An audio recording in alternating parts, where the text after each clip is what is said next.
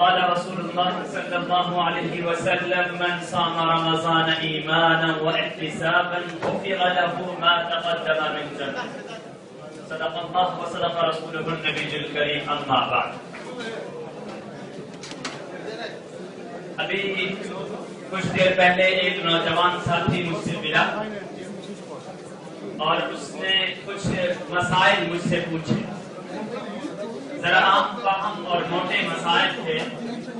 آج دل میں یہ فکر اور دل میں یہ داعیہ پیدا ہو رہا ہے روزے جیسی اہم عبادت کے متعلق اس رمضان کے مہینے میں جو اہم موٹے مسائل ہیں اسے ضرور ذکر کیا جائے تاکہ ہم اس مسائل کو سمجھ کر ان عبادات کو کما حقہ ادا کر سکیں. آپ جانتے ہیں قرآن پاک میں صوم کا جو لفظ ہے یہ 10 مرتبہ استعمال ہوا ہے. یعنی روزے کا کلمہ، روزے کا جو لفظ ہے یہ 10 بار استعمال ہوا اور یہ دین کے اور اسلام کے شعائر میں سے بنیادی عبادات میں سے شامل ہے. اور یہ دینی عبادات میں واحد یہ عبادت ہے کہ جس کے بارے میں نبی اکرم صلی اللہ علیہ وسلم نے فرمایا تھا کہ حدیث قدسی یہ ہے کہ روزے کا بدلہ اللہ یہ فرما رہے ہیں کہ میں تمہیں یہ نہیں کہہ سکتا کہ میں تمہیں جنت دے دوں گا یا میں تمہیں نہر دے دوں گا یا دودھ اور شہد کی نہریں بہا دوں گا یا میں تمہارے لیے جنت میں اتنے محلات طے کر دوں گا، بلکہ اللہ تعالیٰ نے ایک عجیب لفظ استعمال فرمایا ہے حدیث قدسی میں کہ روزے کا بدلہ میں خود اللہ ہی ہوں. یعنی اس میں اللہ نے الفاظ کو متعدد اور مقدار نہیں مقرر فرمائی بلکہ فرمایا ہے کہ میں خود ہی اس کا بدلہ ہوں. چنانچہ اس اہم جیسی عبادت کو صحیح طریقے سے کما حقہ ادا کرنا یہ میرا اور آپ کا دینی اور اخلاقی فریضہ بنتا ہے. ایک نوجوان ساتھی نے مجھ سے یہ پوچھا کہ مفتی صاحب روزے کی حالت میں اگر الٹی آ جائے تو کیا اس سے روزہ ٹوٹ جاتا ہے؟ تو یاد رکھیے کہ روزے کی حالت میں اگر قے اور الٹی آ جائے تو اس سے روزہ نہیں ٹوٹتا. روزے کا الٹی سے کوئی تعلق نہیں ہے. چاہے تھوڑی آ جائے چاہے زیادہ آ جائے اس سے روزہ نہیں ٹوٹتا. مسئلہ کچھ اور ہے، ہم سمجھتے کچھ اور ہے. مسئلہ یہ ہے کہ اگر کسی شخص نے وضو کیا ہوا ہو اور پھر اس کے منہ بھر کر الٹی آ جائے تو اس سے وضو ٹوٹ جاتا ہے، روزہ نہیں ٹوٹتا. ہاں ایک اور صورت ہے کہ اگر کسی شخص کی الٹی آئی ہو اور قے آئی ہو اور آنے کے بعد دوبارہ جان بوجھ کر اس نے دوبارہ اندر لوٹا دیا ہو تو روزہ ٹوٹ جائے گا. ایک مسئلہ ہو گیا. دوسرا مسئلہ، آج کل بہت سے لوگ یہ مسئلہ پوچھتے ہیں کہ اس کے ساتھ انجیکشن سے ٹیکا انجیکشن لگانے سے روزہ ٹوٹتا ہے یا نہیں ٹوٹتا؟ تو یاد رکھیے انجیکشن لگانے سے بھی روزہ نہیں ٹوٹتا. اور اس کی دلیل بڑی عجیب ہے. بڑی عجیب فقہاء کرام نے اس دلیل کو پکڑا ہے. نبی اکرم صلی اللہ علیہ وسلم کے زمانے میں ایک صحابی کو بچھو نے ڈس لیا تھا روزے کی حالت میں. اور آپ جانتے ہیں کہ جو بچھو ہوتا ہے یہ جب ڈستا ہے تو اپنا زہر اندر پھینکتا ہے اور اس کا خون چوس لیتا ہے. تو اس پر قیاس کرتے ہوئے یہ حکم دیا گیا کہ جیسے اس وقت ان کا روزہ نہیں ٹوٹا تھا اسی طریقے سے آج اگر کوئی ضرورت کی وجہ سے بیماری کی وجہ سے روزے کی حالت میں انجیکشن لگاتا ہے تو اس سے بھی روزہ نہیں ٹوٹے گا. بعض لوگ صبح سحری کرتے ہیں اور نماز پڑھتے ہیں، نیند سے اٹھ گئے، اہتمام کیا سحری کا، لیکن وہ آ کر مسئلہ یہ پوچھتے ہیں کہ مفتی صاحب ہم نے دعا نہیں پڑھی تھی سحری کرتے وقت، ہم نے روزے کی دعا نہیں پڑھی تھی، تو کیا ہمارا روزہ درست ہے یا نہیں؟ تو یاد رکھیے نیت کرنا دل کے ارادے کا نام ہوتا ہے. اگر آپ نے دعا نہیں پڑھی لیکن آپ نے نیند سے اٹھے، اپنی نیند کو قربان کیا، سحری کی، تو یہی خود نیت ہے، اسی سے روزہ ٹھیک ہو جائے گا. اس کے لیے الگ سے ورڈز اور الفاظ اور اس دعا کا استعمال کرنا اگرچہ سنت تو ہے لیکن ضروری نہیں. یہ بات میں اس لیے کر رہا ہوں، ہمارے کچھ مسلمان بھائی عام طور پہ نماز میں آتے ہیں، ذرا مسئلے کو سمجھیے گہرائی سے. کئی دفعہ میں نے بھی دیکھا، آپ نے بھی دیکھا ہوگا کہ جب وہ نماز پہ آتے ہیں ادھر امام رکوع میں کیا ہوا ہوتا ہے. اب یہ جو ہمارا ساتھی ہے یہ اس نیت کو زبان سے بولنا شروع کرتا ہے. میں نیت کرتا ہوں 4 رکعت ظہر نماز کی، پیچھے اس امام کے منہ میں رکھانا کعبہ کی طرف وقت ظہر. اب یہ الفاظ استعمال کر رہا ہے، ادھر امام نے اپنے رکوع سے سر اٹھا لیا اور یہ رکعت کری. تو یاد رکھیے یہ الفاظ استعمال کرنا کوئی ضروری نہیں ہے. اگر آپ جب وضو کر کے آئے، آپ اٹھ کر آئے، آپ سب کچھ چھوڑ چھاڑ کے جب مسجد میں پہنچے ہیں، جب امام کے ساتھ شامل ہو رہے ہیں تو یہ خود بخود نیت ہے، اس لیے ان الفاظ کا استعمال کرنا ضروری نہیں. تیسرا مسئلہ کچھ ساتھی جی بھی پوچھتے ہیں کہ ہماری سحری کے وقت آنکھ نہیں کھلی، ہم سو گئے، ہماری آنکھ نہیں کھلی اور پتہ چلا کہ 8 بج گئے 9 بج گئے ہیں، تو اب کیا ہمارا روزہ ہوگا یا نہیں ہوگا؟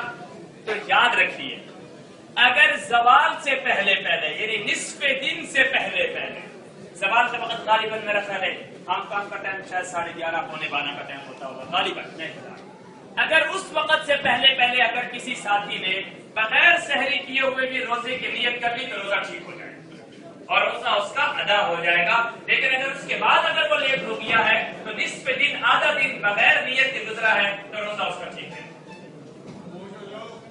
مسواک لگانے سے روزہ نہیں ٹوٹتا، البتہ منجن یا ٹوتھ پیسٹ استعمال کرنے سے ڈر یہ ہوتا ہے کہ اس کے ذرات اندر نہ چلے جائے، اس لیے اس سے احتراز کرنا چاہیے. مسواک لگانے سے روزہ نہیں ٹوٹے.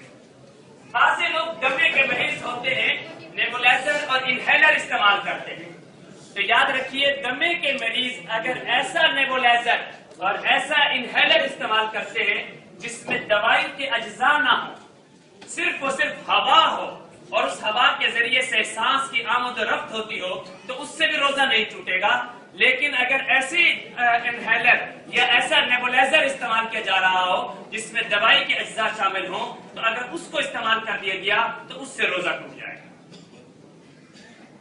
بعض دفعہ چوٹ لگ جاتی ہے یا نکسیر پھوٹ جاتی ہے تو یاد رکھیے خون کے نکل جانے سے روزہ نہیں ٹوٹتا. بعض دفعہ یہ مسئلہ بھی پیش آتا ہے جو عام طور پہ خواتین کے ساتھ پیش آتا ہے کہ دوران روزہ مینسز آ جاتے ہیں یا روزے سے پہلے ان کے ساتھ یہ معاملہ پیش آ جاتا ہے. اگر وہ ٹیبلٹ استعمال نہیں کر پائی ہیں یا دوائی استعمال نہیں کر پائی ہے اور اس بیماری کا شکار ہو گئی ہے تو ان کا روزہ ٹوٹ جائے گا، وہ بعد میں دوبارہ اس روزے کی قضا کرے گا. روزے کی حالت میں غیبت کرنا، گالی گلوچ کرنا یا جھگڑا کرنا، نبی اکرم صلی اللہ علیہ وسلم نے فرمایا تھا کہ ایسے روزے کی اللہ کو ضرورت نہیں ہے، لہذا وہ روزہ مکروہ ہو جائے گا اور اس روزے کا ثواب چلا جائے گا. اگرچہ روزہ ہو جائے گا یعنی فرض تو اس کا ادا ہو جائے گا لیکن اس روزے کا ثواب ہمارے ہاتھ سے نکل جائے گا. اس لیے روزے کی حالت میں کسی کی غیبت کرنا یا گالی گلوچ کرنا یہ جائز نہیں ہے، درست نہیں ہے. اگر کسی شخص کو روزے پر طاقت نہیں ہے، وہ ضعیف ہے، کمزور ہے، طاقت نہیں رکھ پاتا، یا اس کو ڈاکٹروں نے یہ مشورہ دیا ہے کہ اگر تم روزہ رکھو گے تو تمہاری طبیعت بگڑ جائے گی اور تمہاری طبیعت کنٹرول سے باہر ہو جائے گی اور تمہیں مختلف ہاسپٹل میں داخل کرنا پڑے گا، یعنی حالت انتہائی نازک ہو جائے گی، تو ایسے شخص کے لیے روزہ چھوڑنے کی اجازت ہے اور اس کو بعد میں ایک روزے کی قضا کرنی پڑے گی. اور اگر یہ شخص ایسا ہے کہ اس کو بعد میں صحت ملنے کی امید نہیں ہے، بہت زیادہ ضعیف ہو گیا ہے، بہت زیادہ کمزور ہو گیا ہے، اسے صحت ملنے کی امید نہیں ہے، تو سن لیجئے کہ ہر روزے کے بدلے میں صدقہ فطر کی مقدار صدقہ کرنا لازم ہے. میرا خیال ہے عام کام کے اعتبار سے صدقہ فطر کی جو رقم ہے غالباً مجھے مفتی ارشد صاحب کو صحیح معلوم ہوگا، غالباً وہ $30 غالباً بنتا ہے، تو $30 کی مقدار صدقہ فطر کرنا لازمی ہوگا. بعض لوگ یہ ایک مسئلہ پوچھتے ہیں، رات کو بھی مجھ سے ایک ساتھی نے پوچھا کہ مفتی صاحب ہم کسی وجہ سے تراویح نہیں پڑھ سکے تو کیا ہم وتر کی جماعت میں شامل ہو سکتے ہیں یا نہیں؟ تو یاد رکھیے اگر آپ نے فرض پڑھ لیے ہیں اور تراویح کسی وجہ سے آپ نہیں پڑھ سکے ہیں تو اگر آپ نے صرف فرض پڑھ لیے ہیں تو فرض پڑھنے کے بعد آپ وتر کی جماعت میں شامل ہو سکتے ہیں. اور وتر کی جماعت کے لیے فرض کا ہونا لازمی ہے، تراویح کا ہونا لازمی نہیں ہے. اگر کسی وجہ سے تراویح چھوٹ گئی ہے تو اگر آپ نے فرض پہلے پڑھ لیے ہیں، امام کے ساتھ پڑھ لیے ہیں یا اکیلے پڑھ لیے ہیں تو وتر کی جماعت میں شامل ہو سکتے ہیں. آخری ایک مسئلہ آپ کے سامنے ذکر کرنا چاہتا ہوں، وقت قریب ہو چکا ہے۔ ایک غلط عقیدہ ہمارے پاکستان میں بہت زیادہ پھیلایا جاتا ہے، شاید آپ لوگوں تک بھی یہ عقیدہ پھیل چکا ہو۔ وہ عقیدہ یہ ہے کہ جمعۃ الوداع والے دن ایک نماز کا ثواب 70 نمازوں کے برابر شمار کیا جاتا ہے، لوگ کہتے ہیں۔ لہذا اگر کسی کی نمازیں چھٹی ہو تو جمعۃ الوداع والے دن اگر آپ ایک نماز پڑھ لیں گے تو پچھلی سال کی 70 نمازیں کے برابر وہ کاؤنٹ ہو جائے گا۔ لہذا ایک سیزن اور ایک ماحول اور ایک رسم بنا لی ہے کہ جی ہم پورا سال نمازیں نہیں پڑھیں گے اور رمضان کے جمعۃ الوداع والے دن ہم پورا دن تھوک کے حساب سے باقاعدہ زیادہ نمازیں پڑھ لیں گے اور وہ پورے سال کی نمازوں کا کفایہ ہو جائے گا۔ یاد رکھیے اس کا اسلام سے کوئی تعلق نہیں، یہ فضول من گھڑت بات ہے، اس کا اسلام سے کوئی تعلق نہیں ہے۔ ایسی غلط عقیدے سے اپنے آپ کو بچانا چاہیے۔ آخری 2-4 مسئلے بھی ذکر کر دوں رمضان سے متعلق۔ یاد رکھیے 3 چیزوں پر زکوٰۃ واجب ہے، سونا، چاندی، مال تجارت۔ کسی شخص کے پاس ان 3 چیزوں میں سے کوئی ایک چیز ہے، اس پہ زکوٰۃ واجب ہے۔ یہ جو ہمارے پاس نوٹ ہوتے ہیں، ہانگ کانگ ڈالر ہوتے ہیں، پیسے ہوتے ہیں، روپیہ ہوتا ہے، یہ بھی در حقیقت سونا ہے۔ اگر آپ دیکھیں تو اس پیسوں پہ لکھا ہوتا ہے حامل حاضہ کو مطالبے پر ادا کرے گا، یہ گویا بینک میں سونا جمع ہوتا ہے، گویا یہ سونا ہے۔ لہذا اگر آپ کے پاس 52.5 تولہ چاندی کی مقدار، آپ کو ہانگ کانگ ڈالر کتنا بنتا ہے وہ آپ ذرا جانتے ہیں، اتنی رقم اگر کسی ساتھی کے پاس موجود ہے تو اس پر 1000 روپے کی جگہ پر 25 روپے زکوٰۃ واجب ہے۔ 2.5% اس پر زکوٰۃ واجب ہوا کرتی ہے، وہ 2.5% دینا ضروری ہے۔ اور یہ زکوٰۃ آپ اپنے اوپر ابو کو، امی کو، دادا کو نہیں دے سکتے، نیچے بھی نہیں دے سکتے، بیٹے کو نہیں دے سکتے ہیں، بیٹی کو، پوتی کو، پڑپوتی کو نہیں دے سکتے، لیکن برابر سرابر دے سکتے ہیں۔ کیا مطلب؟ بھائی کو دے سکتے ہیں، بہن کو دے سکتے ہیں اگر وہ مستحق زکوٰۃ ہے۔ اللہ تعالی ہمیں ان تمام مسائل پر عمل کرنے کی توفیق عطا فرمائے۔ وآخر دعوانا الحمدللہ۔